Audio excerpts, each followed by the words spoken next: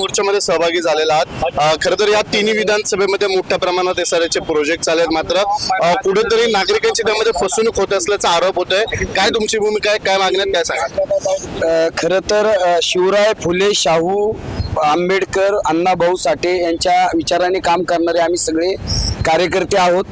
पिंपरी चिंचवड शहरामध्ये 78 झोपडपट्ट्या आहेत, मात्र अतिशय जलद गतीने मागच्या 2-3 वर्षामध्ये 92 प्रकल्पांना एसआरएच्या शहरातल्या मंजुरी देण्यात आलेली आहे। झोपडपट्टी वासियांचं राहणीमान उंचवायचं, जीवनमान उंचवायचं, त्यांना चांगलं घर द्यायचं, अशा प्रकारचं दिवा स्वप्न दाखवून पिंपरी चिंचवड शहरातल्या सगळ्या झोपडपट्ट्यांचा फाडशा पाडण्याचं काम इथल्या बांधकाम व्यावसायिकांनी, राजकीय मंडळांनी पाडलेलं आहे।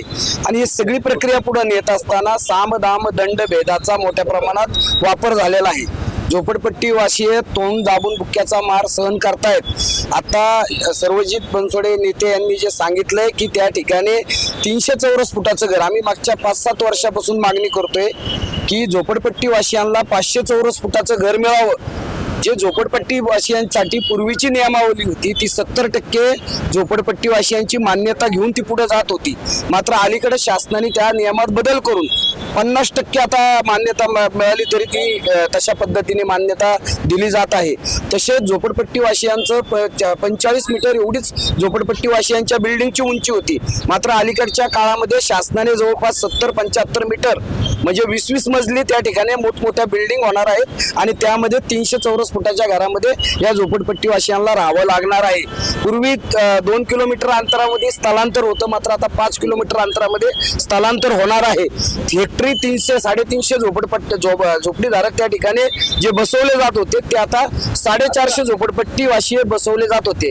आणि म्हणून राज्याच्या मुख्यमंत्र्यांना आम्ही त्यावेळी ज्यावेळी हे नियमावलीत बदल केले अशा पद्धतीचे, त्यावेळी हे सगळे तुम्ही जे बदल केलेत हे सगळे विकसक आणि जे काही त्यातले पार्टनर आहेत त्यांच्या फायद्याचे तुम्ही बदल केलेले आहेत। लाभार्थी झोपडपट्टी वासियांना तुम्ही काय देताय आणि म्हणून 500 चौरस फुटाचं घर तुम्ही दिलं पाहिजे अशा प्रकारची आम्ही मागणी करतोय।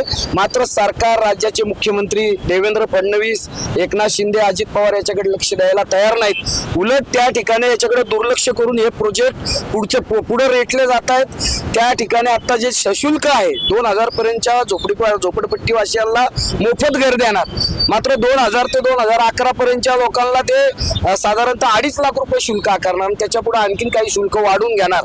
तर ते शुल्क संपूर्ण माफ केलं पाहिजे। झोपडपट्टीमध्ये अनेक वेळा झोपड्या खरेदी विक्रीचे व्यवहार झाले, त्या ठिकाणी 60,000 आणि 40,000 असे शुल्क लावणार आहेत। ते सगळे शुल्क माफ केलं पाहिजे। झोपडपट्टी वासियांना 500 चौरस फुटाचं घर त्या ठिकाणी मिळालं पाहिजे आणि झोपडपट्टी वासियांवरती कुठलाही दबाव न आणता मुळात हे जे संमतीपत्र घेण्याचे प्रकार या 78 झोपडपट्ट्यांमध्ये झालेत ती संपूर्ण बोगसगिरी आहे। खरं तर झोपडपट्टीवासियांचा सर्वे होऊन जे पात्र झोपडपट्टीवासियांची अंतिम यादी झाल्यानंतर त्यापैकी 70% लोकांची मान्यता असेल तरच प्रकल्प पुढे जायला पाहिजे।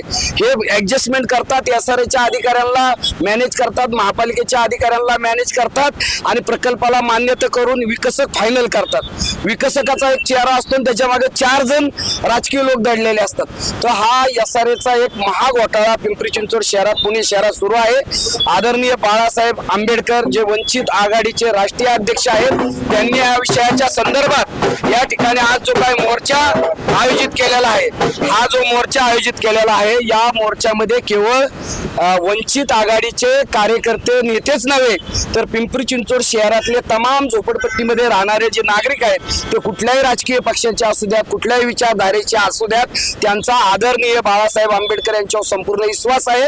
या मोर्चाला आमचा संपूर्ण पाठिंबा आहे। आम्ही बाळासाहेबांच्या पाठीशी या ठिकाणी ठामपणे उभे राहून ते जे मांडतील त्याच्या बरोबर आम्ही राहणार आहोत। निश्चित आपण पाहतोय एसआरए प्रकल्पाविरोधात वंचित बहुजन आघाडीचा आज महाविराट मोर्चा पिंपरी ते पुण्यातील एसआरए कार्यालयापर्यंत निघणार आहे। त्या पार्श्वभूमीवर आपण पाहतोय वंचित बहुजन आघाडीचे पदाधिकारी असतील, नेते मंडळी असतील, ते देखील या मोर्चामध्ये जे आहे सहभागी होणार आहे। थोड्याच वेळामध्ये प्रकाश आंबेडकर देखील या मोर्चामध्ये सहभागी होतील। आता हे देखील पाहणं महत्त्वाचं ठरणार आहे, ते कोणती भूमिका मांडतात, अधिकाऱ्यांशी भेटीगाठी घेऊन ते पुढचे काय भूमिका मांडतात हे देखील पाहणं महत्त्वाचं ठरणार आहे। व्हिडिओ जर्नलिस्ट बांधा शिवरायचा प्रसन्न तरडे, आपला आवाज पिंपरी।